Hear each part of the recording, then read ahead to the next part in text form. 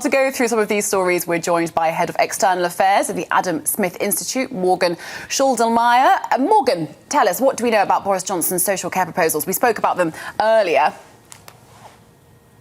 Yeah, so these social care proposals are forming a key part of the we could call it maybe a revamp of the Department of Health and Social Care.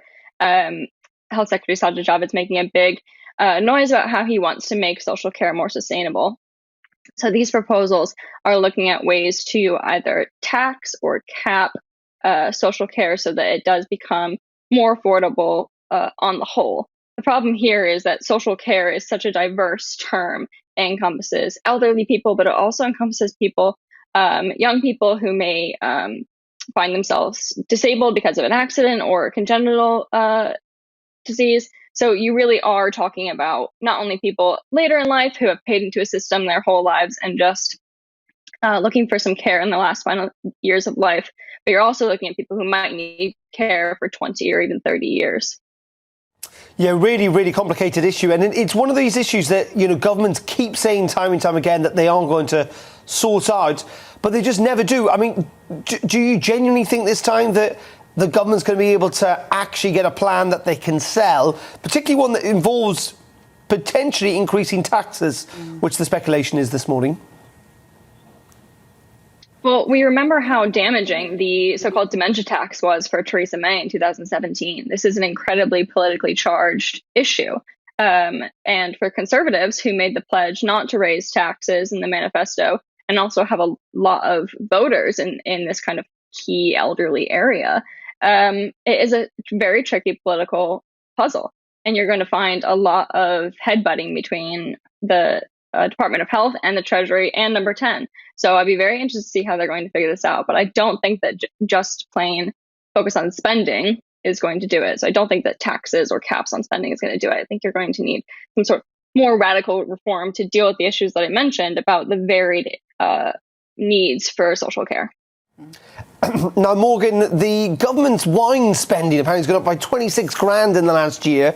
Is that because, like the rest of us, they've been hitting the bottle during lockdown, or because these things were investments, aren't they, or they're meant to be investments? Yes, so the government has this vast wine cellar that they add to every year, and they take wine out of that cellar for government use, for receptions or, dinners they're throwing for foreign dignitaries. And then they also sell the really nice bottles to fund the cost of the cellar itself.